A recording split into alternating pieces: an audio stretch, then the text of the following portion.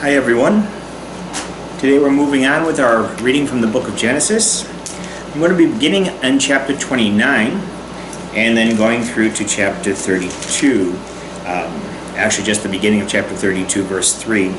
So this is the story of Jacob and wanting to get to marry his wife Rachel, except that he gets tricked and has to marry Leah first and then get to Rachel. So it's an interesting story, and it's interesting how Jacob tricks his father-in-law, who actually tricked him.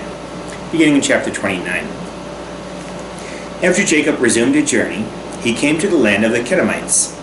Looking about, he saw a well in the open country, with 3 flocks of sheep huddled near it. 4 flocks were watered from that well. A large stone covered the mouth of the well. When all the shepherds were assembled there, they would roll the stone away from the mouth of the well and water the sheep. Then they would put the stone back again in its place over the mouth of the well. Jacob said to them, "My brothers, where are you from?" "We are from Haran," they replied. Then he asked them, "Do you know Laban, son of Nahor?" "We do," they answered. He inquired further, "Is he well?" "He is," they answered. "And here comes his daughter Rachel with the sheep." Then he said, "There's still much daylight left. It is hardly the time to bring the animals home. Water the sheep and then continue pasturing them." They replied, "We cannot until all the shepherds are here to roll the stone away from the mouth of the well. Then we can water the flocks." While he was still talking with them, Rachel arrived with her father's sheep, for she was the one who tended them. As soon as Jacob saw Rachel, the daughter of his mother's brother Laban, and the sheep of Laban, he went up, rolled the stone away from the mouth of the well, and watered Laban's sheep. Then Jacob kissed Rachel and wept aloud. Jacob told Rachel that he was her father's relative, Rebekah's son. So she ran to tell her father. When Laban heard the news about Jacob, his sister's son, he ran to meet him. After embracing and kissing him, he brought him to his house. Jacob then repeated to Laban all these things, and Laban said to them, "You are indeed my bone and flesh." After Jacob had stayed with him a full month, Laban said to him, "Should you serve me for nothing just because you are a relative of mine? Tell me what your wages should be." Now Laban had 2 daughters. The older one was called Leah, the younger Rachel. Leah had dull eyes, but Rachel was shapely and beautiful. Because Jacob loved Rachel, he answered, "I will serve you 7 years for your younger daughter Rachel." Laban replied, "It is better to give her to you than to another man. Stay with me." So Jacob served 7 years for Rachel, yet they seemed to him like a few days because of his love for her. Then Jacob said to Laban, "Give me my wife, that I may consummate my marriage with her, for my term is now completed." So Laban invited all the local inhabitants and gave a banquet. At nightfall he took his daughter Leah and brought her to Jacob, and he consummated the marriage with her. Laban assigned his maidservant Zilpah to his daughter Leah as her maidservant. In the morning there was Leah. So Jacob said to Laban, "How could you do this to me? Was it not for Rachel that I served you? Why did you deceive me?" Laban replied, "It is not the custom in our country to give the younger daughter before the firstborn. Finish the bridal week for this one, and then the other one will also be given to you in return for another 7 years of service with me." Jacob did so. He finished the bridal week for the one, and then Laban gave him his daughter Rachel as a wife. Laban assigned his maidservant Bilhah to his daughter Rachel as her maidservant.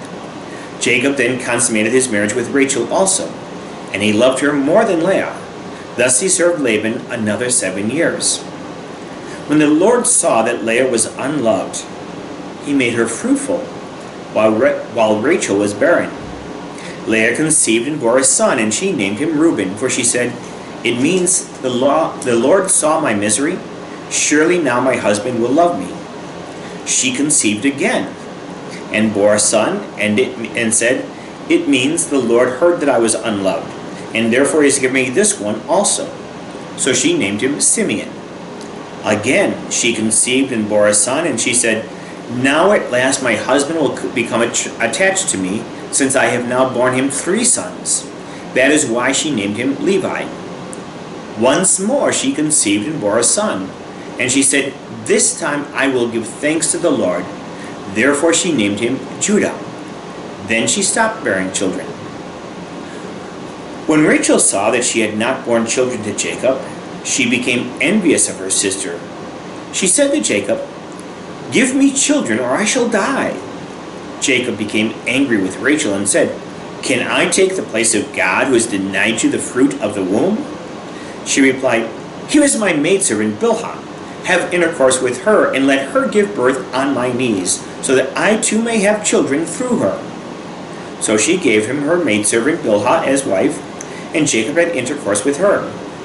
When Bilhah conceived and bore a son for Jacob, Rachel said, "God has vindicated me. Indeed, he has heeded my plea and given me a son."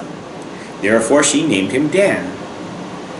Rachel's maidservant Bilhah conceived again and bore a second son for Jacob. And Rachel said, "I have wrestled strenuously with my sister, and I have prevailed." So she named him Naphtali.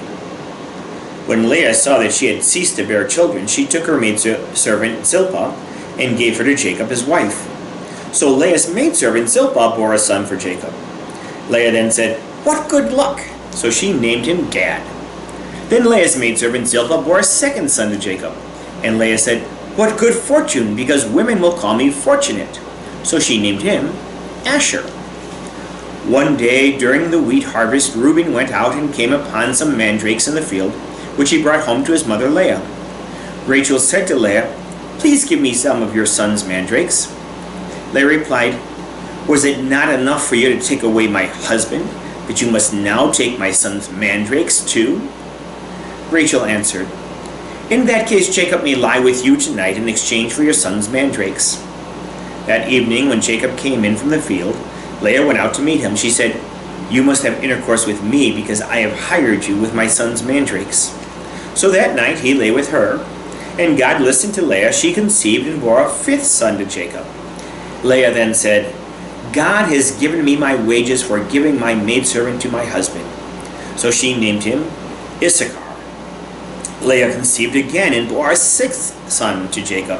And Leah said, "God has brought me a precious gift. This time my husband will honor me, because I have borne him 6 sons." So she named him Zebulun. Afterward she gave birth to a daughter, and she named her Dinah. Then God remembered Rachel. God listened to her and made her fruitful. She conceived and bore a son, and she said, "God has removed my disgrace." She named him Joseph, saying, "May the Lord add another son for me." After Rachel gave birth to Joseph, Jacob said to Laban, "Allow me to go to my own region and land. Give me my wives and my children for whom I have served you, and let me go, for you know the service that I rendered you." Laban answered him, "If you will please. I have learned through divination that the Lord has blessed me because of you." He continued, "State the wages I owe you, and I will pay them."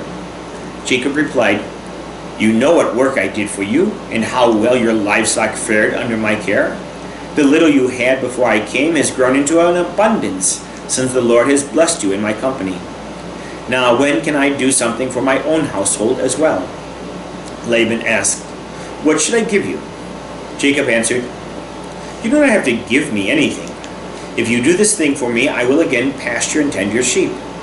Let me go through your whole flock today and remove from it every dark animal among the lambs and every spotted or speckled one among the goats.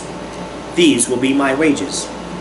In the future, whenever you check on my wages, my honesty will testify for me. Any animal that is not speckled or spotted among the goats or dark among the lambs got into my possession by theft." Laban said, "Very well. Let it be as you say." That same day Laban removed the streak and spotted he-goats and all the speckled and spotted she-goats, all those with some white on them, as well as every dark lamb, and he put them in the care of his sons. Then he put a 3 days' journey between himself and Jacob, while Jacob was pasturing the rest of Laban's flock. Jacob, however, got some fresh shoots of poplar, almond, and plane trees, and he peeled white stripes in them by laying bare the white core of the shoots. The shoots that he had peeled he then set upright in the watering troughs where the animals came to drink, so that they would be in front of them. When the animals were in heat as they came to drink, The goats mated by the shoots, and so they gave birth to streaked, speckled, and spotted young. The sheep, on the other hand, Jacob kept apart, and he made these animals face the streaked or completely dark animals of Laban. Thus he produced flocks of his own, which he did not put with Laban's flock. Whenever the hardier animals were in heat, Jacob would set the chutes in the troughs, in full view of those animals, so that they were mated by the chutes. But with the weaker animals he would not put the chutes there. So the feeble animals would go to Laban, but the hardy ones to Jacob. So the man grew exceedingly prosperous, and he owned large flocks, male and female servants, camels, and donkeys. Jacob heard that Laban's sons were saying, "Jacob has taken everything that belonged to our father, and he has produced all this wealth from our father's property." Jacob perceived too that Laban's attitude toward him was not what it had previously been. Then the Lord said to Jacob, "Return to the land of your ancestors, where you were born, and I will be with you." So Jacob sent for Rachel and Leah to meet him in the field where his flock was.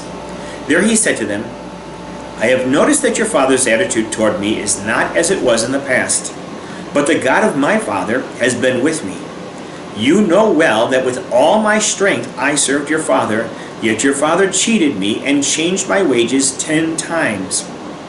God, however, did not let him do me any harm. Whenever your father said the speckled animals will be your wages, the entire flock would bear speckled young. Whenever he said the streaked animals will be your wages, the entire flock would bear streaked young. So God took away your father's livestock and gave it to me. Once, during the flock's mating season, I had a dream in which I saw he-goats mating that were streaked, speckled, and mottled. In the dream, God's angel said to me, 'Jacob,' and I replied, 'Here I am.' Then he said, 'Look up and see. All the he-goats that are mating are streaked, speckled, and mottled, for I have seen all the things that Laban has been doing to you. I am the God of Bethel, where you anointed a sacred pillar and made a vow to me. Get up now, leave this land and return to the land of your birth.' Rachel and Leah answered him, 'Do we still have an heir's portion in our father's house? Are we not regarded by him as outsiders? He not only sold us, he has even used up the money that he got for us. All the wealth that God took away from our father really belongs to us and our children. So do whatever God has told you.' Jacob proceeded to put his children and wives on camels, and he drove off all his livestock and all the property he had acquired in Padan Aram to go to his father Isaac in the land of Canaan. Now Laban was away shearing his sheep, and Rachel had stolen her father's household images. Jacob had hoodwinked Laban the Aramean by not telling him that he was going to flee. Thus he fled with all that he had. Once he was across the Euphrates, he headed for the hill country of Gilead. On the 3rd day, word came to Laban that Jacob had fled. Taking his kinsmen with him, he pursued him for 7 days until he caught up with Jacob in the hill country of Gilead. But that night God appeared to Laban the Aramean in a dream and said to him, 'Take care not to say anything to Jacob.' When Laban overtook Jacob, Jacob's tents were pitched in the hill country. Laban also pitched his tents in the hill country of Gilead.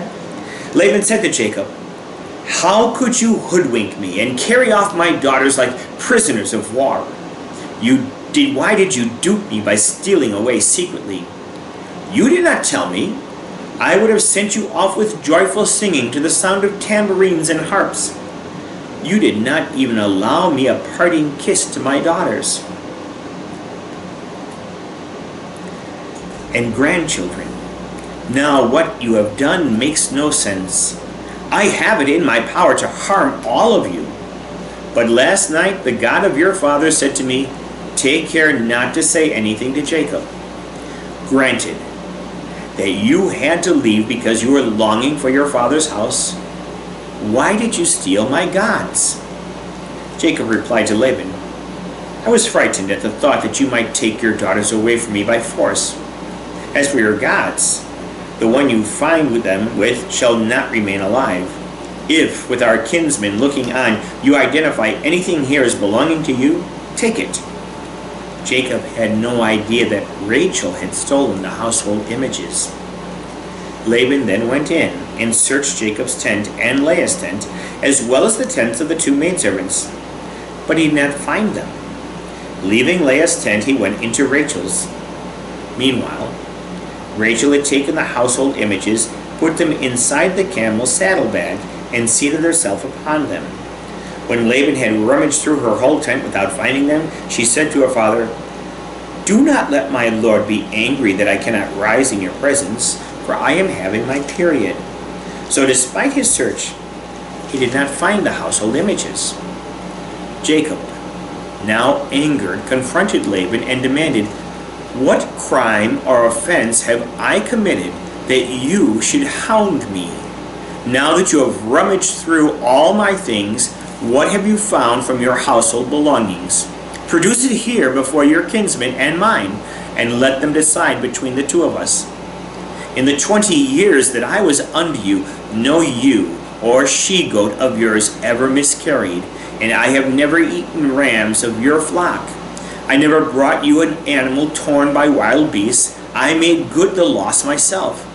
You held me responsible for anything stolen by day or night. Often the scorching heat devoured me by day, and the frost by night, while sleep fled from my eyes. Of the 20 years that I have now spent in your household, I served you 14 years for your 2 daughters, and 6 years for your flock, while you changed my wages 10 times. If the God of my father, the God of Abraham, and the fear of Isaac had not been on my side, you would now have sent me away empty-handed. But God saw my plight and the fruits of my toil, and last night he reproached you." Laban replied to Jacob, "The daughters are mine, their children are mine, and the flocks are mine. Everything you see belongs to me. What can I do now for my own daughters and for the children they have borne? Come now, let us make a covenant, you and I, and it will be a treaty between you and me." Then Jacob took a stone and set it up as a sacred pillar. Jacob said to his kinsmen, "Gather stones." So they got stones and made a mound, and they ate there at the mound. Laban called it Jagar Sahadutha, but Jacob called it Gilead. Laban said, "This mound will be a witness from now on between you and me." That is why it was named Gilead, and also Mitzvah. For he said, "May the Lord keep watch between you and me, when we are out of each other's sight. If you mistreat my daughters or take other wives besides my daughters, know that even though no one else is there, God will be a witness between you and me." Laban said further to Jacob, "Here is this mound, and here is the sacred pillar that I have set up between you and me. This mound will be a witness, and this sacred pillar will be a witness that, with hostile intent, I may not pass beyond this mound into your territory, nor may you pass beyond it into mine. May the God of Abraham and the God of Nahor, the God of their father, judge between us." Jacob took the oath by the fear of his father Isaac. He then offered a sacrifice on the mountain and invited his kinsmen to share in the meal.